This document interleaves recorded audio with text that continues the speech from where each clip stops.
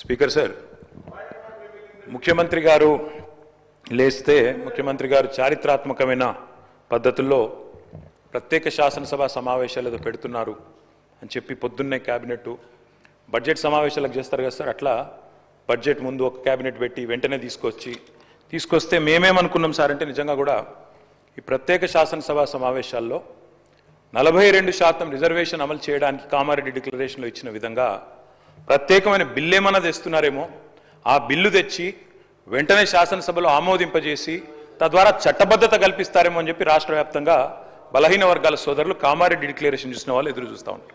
కానీ ముఖ్యమంత్రి గారు ఏం చేస్తున్నారు సార్, ఇక్కడ లేచి ఓ 4 పేర్లు చదివి, అధ్యక్ష మీ ప్రభుత్వం మీద ప్రజలకు నమ్మకం లేదు.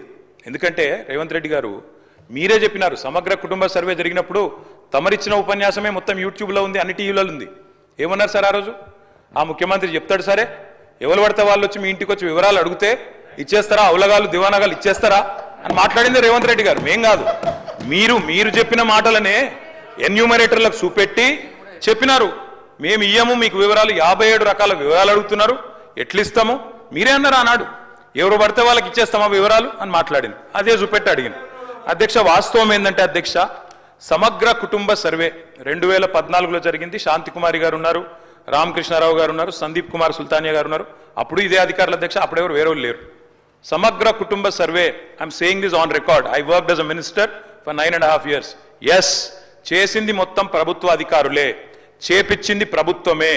Yes, it is an official document. అందులో ఖచ్చితంగా మేము ఓపెన్ గా వెబ్సైట్ లోనే పెట్టినాం, అసెంబ్లీలో కాదు, చాటుమాటుకు కాదు, పారదర్శకంగా వెబ్సైట్ పెట్టాం. ఆ వెబ్సైట్ లోంచే పాయల్ శంకర్ గారు తీసుకున్నారు. ఏముంది అధ్యక్ష సమగ్ర, ఒక మాట మీ చేతిలో కూడా అదే ఉంది. ఏముంది అధ్యక్ష అందులో డేటా? తేడా ఏంటంటే కేసీఆర్ గారి ప్రభుత్వానికి కాంగ్రెస్ ప్రభుత్వానికి అధ్యక్ష, సమగ్ర కుటుంబ సర్వేలో పాల్గొన్న కుటుంబాల సంఖ్య 1,03,00,000 కుటుంబాల అధ్యక్ష, 1,03,95,000. మొత్తం పాల్గొన్న ప్రజలు 3,68,00,000. 3,68,00,000 జరిగింది ఒక్క రోజులో, 24 గంటల్లో రాష్ట్ర వ్యాప్తంగా ప్రతి ఇంటిని ఎన్యూమరేట్ చేసి అత్యద్భుతంగా చేసినాం. మేము చేసిన తర్వాత ముఖ్యమంత్రి గారు నిజంగా ఎంత మిస్లీడింగ్ గా మాట్లాడుతున్నారంటే అధ్యక్ష, వారు అంటారు అధ్యక్ష ఇంతకు మించిన టాపిక్ లేదు అధ్యక్ష, వారు అడిగిన ప్రశ్నకు తప్పకుండా మా ప్రభుత్వం గతంలో చేసిన పని గురించి వారు అనుమానాలు తలెత్తే విధంగా ఏదైతే మాట్లాడినారో దాని గురించి చెప్పాలి అధ్యక్ష. వారు అంటారు అధ్యక్ష బీసీల సంఖ్య అందులో ఎంత అని. ఎస్, ఆనాడు బీసీల సంఖ్య సమగ్ర కుటుంబ సర్వే ప్రకారం 1,85,61,856, 51%. 51% బీసీలు ప్లస్ అది కాకుండా ముస్లిం సామాజిక వర్గంలో ఉండే బీసీలను కూడా కలుపుకుంటే 10%. మొత్తం ఆనాడు సమగ్ర కుటుంబ సర్వే ప్రకారం రాష్ట్రంలో బీసీల సంఖ్య 61%. ఈ రోజు రాష్ట్ర వ్యాప్తంగా మేము మాట్లాడడం కాదు అధ్యక్ష, ఇక్కడ మా శ్రీనివాస్ యాదవ్ గారు కరెక్ట్ గా చెప్పినారు. మీ కాంగ్రెస్ పార్టీ ఎమ్మెల్సీ చెప్తున్నాడు బయట, దీన్ని తగలబెట్టండి, ఇంకా గలీజ్గా మాట్లాడింది నా మాట అన్న, తగలబెట్టండి అన్నాడు. దీన్ని తగలబెట్టండి, ఈ నివేదికను తప్పుల తడక అని కాంగ్రెస్ పార్టీ ఎమ్మెల్సీ చెప్తున్నాడు, మేం కాదు. రాష్ట్ర వ్యాప్తంగా బలహీన వర్గాల సంఘాలు చెప్తున్నాయి. ఏమని చెప్తున్నాయి అధ్యక్ష? సమగ్ర కుటుంబ సర్వేలో 1,85,61,000 ఉన్న బీసీలు ఎట్లా 1,64,00,000 తగ్గినరు, 51% 46% ఎట్లయిందని అడుగుతున్నారు. శంకరన్న కూడా అదే అడిగింది కదా అధ్యక్ష, తప్పేం అడిగిండు? ఇక్కడ శంకరన్న ఒక్కడే అడుగుతలేడు అధ్యక్ష, బయట మీ కాంగ్రెస్ పార్టీ ఎమ్మెల్సీ మాట్లాడుతున్నాడు, మీరిచ్చిన స్టేట్మెంట్ను మీరిచ్చిన నివేదికను తగలబెట్టమని చెప్పిండు అధ్యక్ష, మామూలు కాదు. ఇంకొక మాట అధ్యక్ష, మేము అనుకున్నాం అధ్యక్ష శాసనసభ సమావేశం ప్రత్యేకంగా పెడితే, ఇవాళ ఏం చెప్పినారు మీరు కొత్తగా? మీరు చెప్పింది ఈరోజు చెప్పింది మొన్న ఉత్తమ్ కుమార్ రెడ్డి బయట ప్రెస్లే చెప్పిండ్రు. ఆయన ఉత్తమ్ కుమార్ రెడ్డి గారు సబ్ కమిటీ చైర్మన్ గా ప్రెస్ మీట్ లో ఇవాళ మీరు చెప్పిన లెక్కలని మొన్ననే చెప్పిండ్రు. ఎందుకు పెట్టిండ్రు మీరు? ఇవాళ మేమేమనుకున్నాం, 42% రిజర్వేషన్ ఇవ్వడానికి చట్టబద్ధత కల్పిస్తూ బిల్లు తెస్తారనుకున్నాం.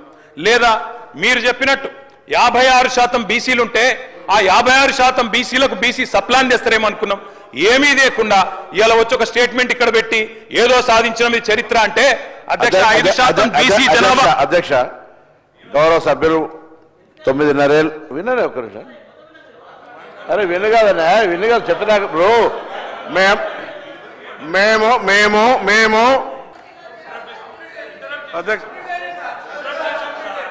అధ్యక్ష నేను చెప్పినటువంటి అధ్యక్ష గౌరవ ముఖ్యమంత్రి గారు అధ్యక్ష ఇప్పుడు 9.5 సంవత్సరాలు మంత్రిగా చేసిన మా తాతలు నేతులు తాగిండ్రు కాబట్టి మీరు మా మూతులు నాకండి. ఇట్లాంటి అర్థం పర్థం లేని చర్చలతోనే ప్రయోజనాలు లేదు అధ్యక్ష. అధ్యక్ష, ఇప్పుడు ఈ డాక్యుమెంట్ ఏదైతే ఉందో ఇది అఫీషియల్ వెబ్సైట్లో లేదు అధ్యక్ష. తెలంగాణకున్నది టీజీ ఆన్లైన్ వెబ్సైట్ అధ్యక్ష. ఇందులో ఎస్కేఎస్ రిపోర్ట్ లేదు. ఎస్కేఎస్కు ఎన్ఐసి ఐటీ పార్ట్నర్ అధ్యక్ష. ఎన్ఐసి వెబ్సైట్లో కూడా ఈ డేటా డాక్యుమెంట్ లేదు. ఈ డాక్యుమెంట్ ఎక్కడుంది అధ్యక్ష? ఎంసీఆర్ హెచ్ఆర్డి వెబ్సైట్లో ఉంది. మరి చెన్నారెడ్డి హ్యూమన్ రిసోర్స్ దాంట్లో ఇందులో ఉంది. ఈ వివరాలు ఎవరు తయారు చేసిండ్రు, ఎవరు అందులో పెట్టిండ్రు, ఎవరు ఓనర్షిప్ క్లెయిమ్ చేయలేదు అధ్యక్ష. Point number 1. పాయింట్ నెంబర్ 2 అధ్యక్ష, ఈరోజు అధ్యక్ష ఆ రోజు 12 గంటలలో మేము చేసినాం అన్నారు కదా, ఆ రోజు ఎవరెవరిని ఎంగేజ్ చేసిండ్రో అడుగు అధ్యక్ష. దారిన పోయే దానే నుంచి ఎవడు వస్తుండో, ఎవడు పోతుండో, ఎవరికి ఏ బాధ్యత ఉందో, ఎవరు చేసిండో వాళ్ళ వివరాలు వీళ్ళ దగ్గర ఉన్నాయి అధ్యక్ష. ఇండ్లలోకి వచ్చి అడిగినోడు ఉదయం 7 గంటల నుంచి సాయంత్రం 7 గంటల వరకు 12 గంటల్లో ఇన్ని కోట్ల మందిని మేము చేసినామని వాళ్ళు చేస్తున్నామని చెప్పడానికి నటించి చేసిరు.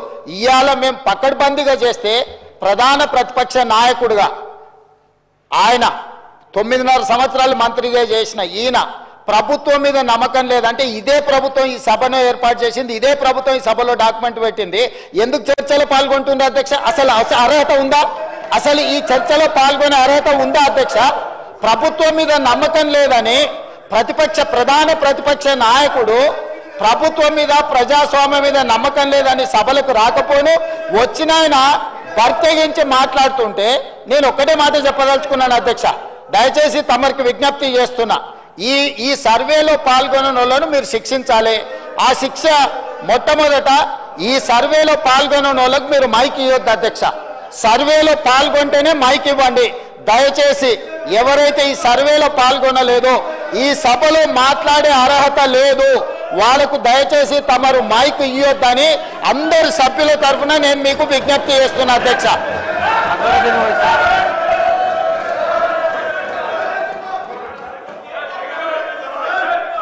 Honorable Speaker, sir. Sir, I take the opportunity to participate. Honorable Speaker, sir.